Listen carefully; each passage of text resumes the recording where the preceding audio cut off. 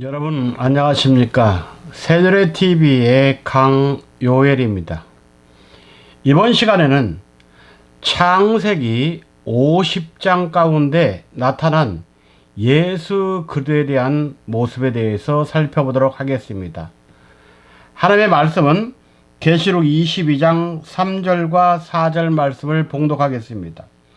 다시 저주가 없으며 하나님과 그 어린 양의 보좌가 그 가운데 있으리니 그의 종들이 그를 섬기며 그의 얼굴을 볼 터이요 그의 이름도 저희 이마에 있으리라. 아멘.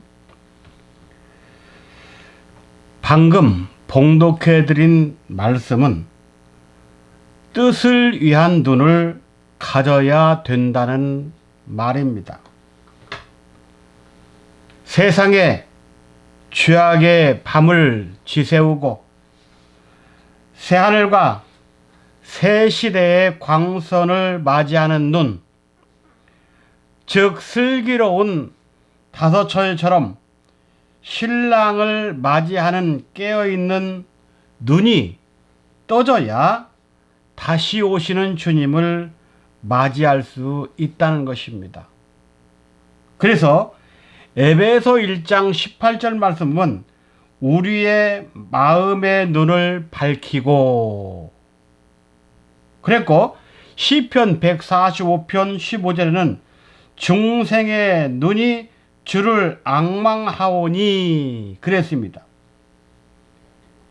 우리 중생의 모든 눈들이 주님을 앙망하면 주님께서는 때를 따라서 식물을 주신다고 했습니다. 주님이 주시는 식물을 먹은 자는 에베소 1장 18절의 말씀처럼 마음의 눈이 밝아 심령으로 스데반처럼 우편에 서 계신 주님을 볼 수 있게 된다는 말입니다. 바로 그 눈은 오늘 창세기에서 나타나는 예수 그리스도를 볼 것이라는 말씀입니다. 성경에서 하나님을 본다는 것은 우리가 육신적으로 하나님의 형상을 본다는 것이 아니라 신구약 성경 속에 하나님의 내용, 하나님의 사역의 모습, 하나님께서 우리에게 나타나시는 여러 가지 다양한 형상을 깨닫는 것을 말합니다. 본론에 들어가서 창세기에 나타난 예수님의 모형과 우리의 준비는 무엇일까? 마지막 때 재림주를 영접하지 못하는 자는 천국과는 아무 상관이 없습니다. 제가 이렇게 여러분들에게 말씀을 드리는 것은 우리 유튜브를 한 명이 보든 100명이 보든 저는 상관이 없습니다. 때에 맞게 말씀을 전하는 사역은 제가 해야 할 사역이기 때문에 여러분들에게 미주 크리스찬 월드와 새누리TV에서 저는 하나님의 사명을 가지고 말씀을 전달할 뿐입니다. 깨닫고 믿고 열매 맺는 것은 여러분들 자신에게 달려 있습니다. 자, 본론 쪽에 들어가서 첫 번째 방주입니다. 창세기 6장 14절부터 16절. 방주는 우리의 피난처 되시는 예수 그리스도를 상징합니다. 40주야 비가 내린 것은 홍수의 물로 마태 7장 25절에 이것을 창수라고 했습니다. 다른 말로 불의, 즉 마지막 시대에는 불의의 세계로 세상이 가득가득 차고 넘친다는 말입니다. 이런 때 방주를 잣나무로 지으라고 했습니다. 잣나무는 사시사철 푸른 생명과 절개를 가지고 있는 의미로 생명의 말씀이 되시는 예수 그리스도를 상징합니다. 두 번째는 번제입니다. 창세기 8장 20절과 21절 말씀이죠. 번제는 십자가에서 헌신하시는 예수님의 모형입니다. 모든 정결한 짐승과 새의 번제를 드려야겠습니다. 이것은 정결을 뜻합니다. 즉 예수 그를 통한 십자가의 믿음, 예수님의 십자가를 통해서 우리의 모든 죄가 깨끗해진다는 말입니다. 세 번째는 무지개입니다. 창세기 9장 10절부터 17절 말씀이죠. 무지개는 인류를 심판하지 않고 구속사 완성 때까지 우리를 보호하시고 보존해 주신다는 약속의 표현입니다. 무지개는 7색깔을 가지고 있습니다. 이 7색깔을 통해서 하나님께서 질적 창조계를 색깔로 분별하여 깨닫도록 우리에게 주시는 것입니다. 빨강, 주황, 노랑, 파랑, 남색, 보라색은 주님의 사역을 담고 있는 것으로 성도와 하나님과의 언약으로서의 7색깔의 요구를 아는 자는 절대 멸망치 않고 마지막 때 살아남을 수 있다는 하나님의 약속입니다. 우리는 예수님의 보배로운 피의 관계를 통해서 십자가상의 7 말씀을 깨닫고 그 십자가상의 7 말씀의 비밀을 깨달은 성도는 마지막 때 불심판과 물심판이 있을 때 그냥 지나간다고 이사야 43장 1절과 2절 말씀에서 가르쳐주고 있습니다. 네 번째는 복입니다. 창세기 12장. 예수님은 모든 관계, 즉 영육간 복의 근원이 됩니다. 하나님이 아브라함에게 복의 근원이 된다고 말씀을 했죠.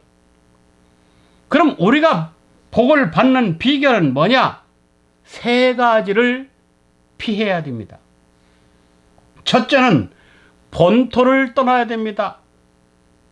이것은 물질주의를 말합니다.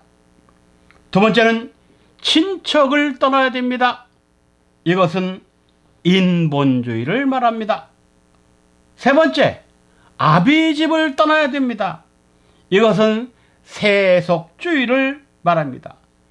이 세 가지 관계를 다 청산했을 때 복을 받는다는 말입니다. 그래서 시편 기자는 시편 1편 1절에서 복 있는 사람은 악인의 꾀를 좇지 아니하고 죄인의 길에 서지 아니하며 오만한 자리에 앉지 아니한다겠습니다. 이 세 가지 내용이 바로 아브라함이 피해야 할 그 세 가지 내용인 것입니다. 다섯 번째는 아브라함의 후손입니다. 창세기 13장 15절 말씀이죠. 후손의 목적은 그리스도를 알리기 위함입니다.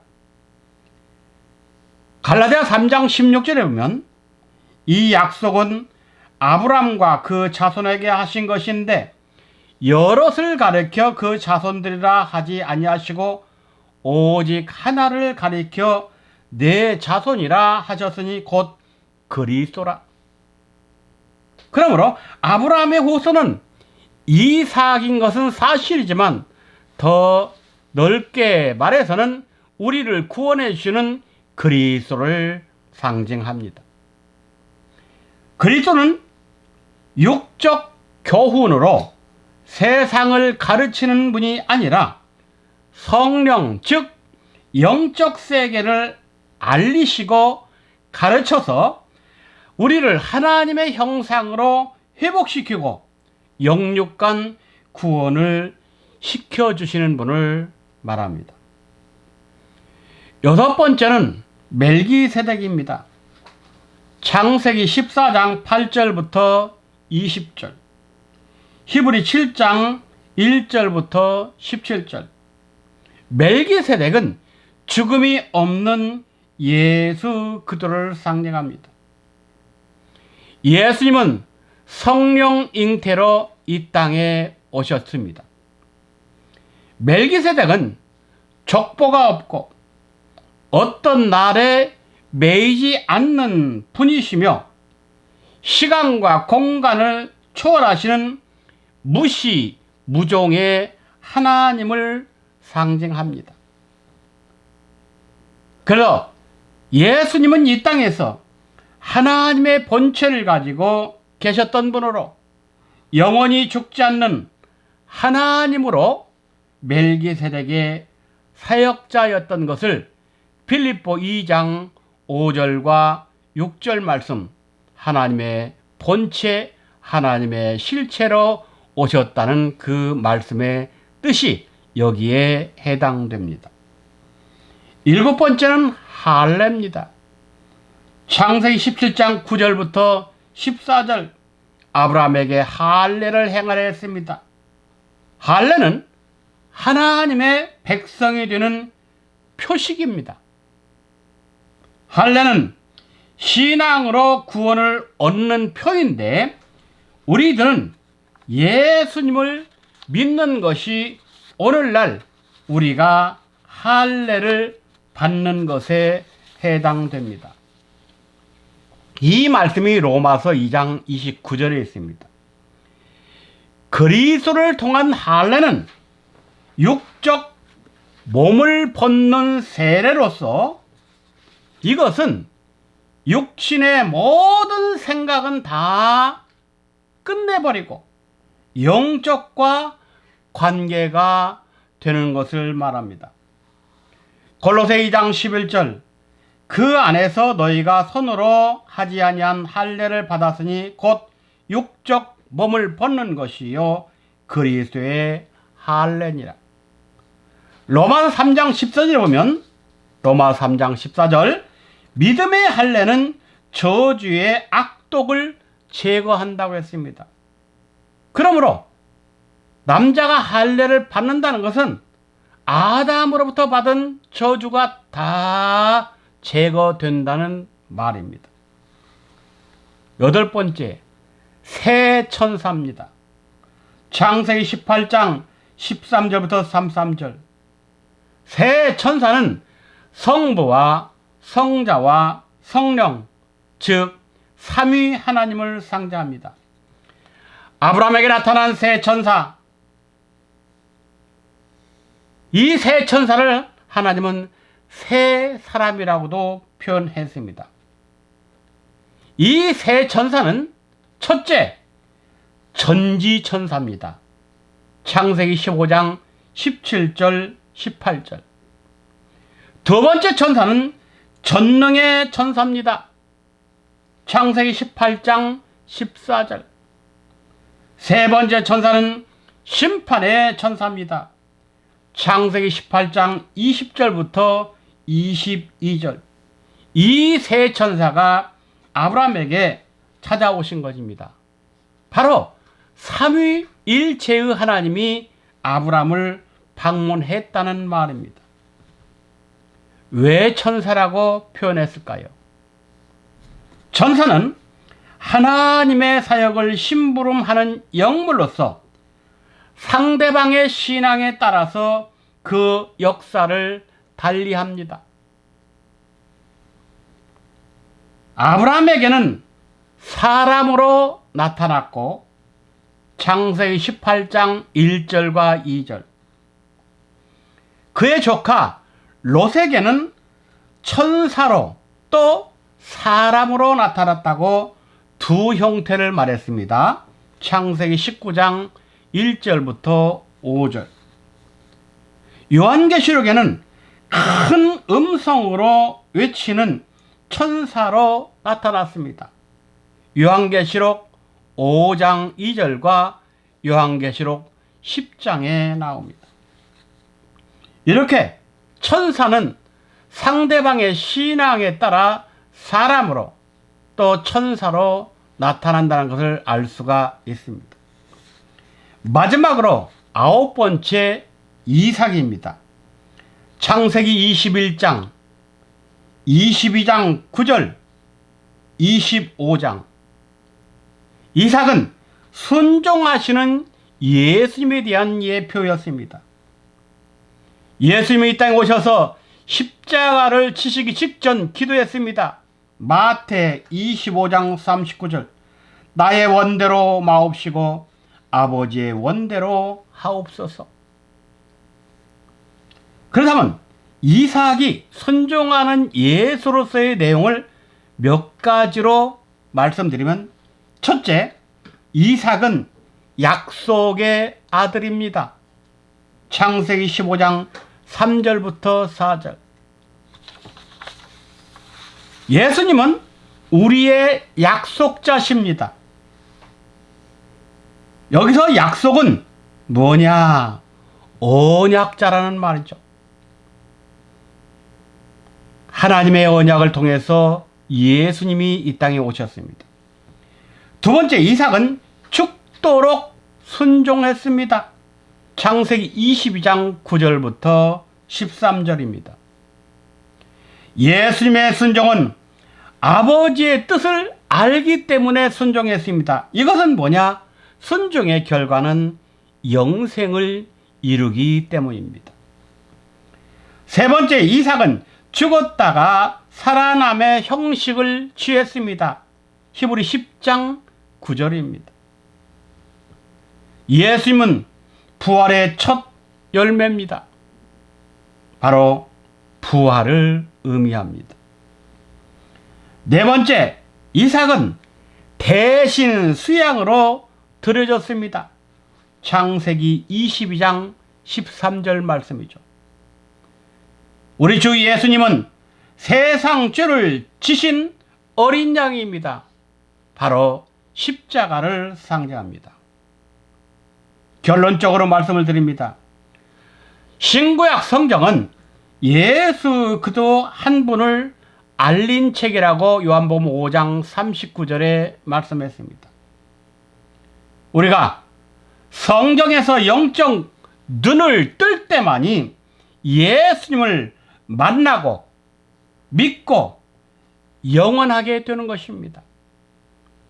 우리는 유관, 지안, 심한, 영한, 이 네 가지를 다 가지고 있습니다.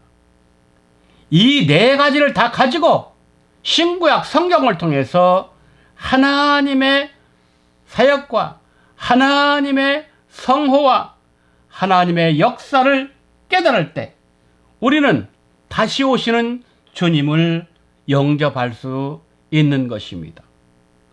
마지막 때 두 번째 오시는 주님을 사모하고 기다리는 자에게 나타나신다고 히브리 9장 28절은 말씀하고 있습니다. 모두가 다 신구약 성경을 통해서 하나님을 보고 만나고 믿고 일체가 되어서 영원한 영생의 세계에 들어가시기를 주님의 이름으로 부탁함을 드립니다. 감사합니다.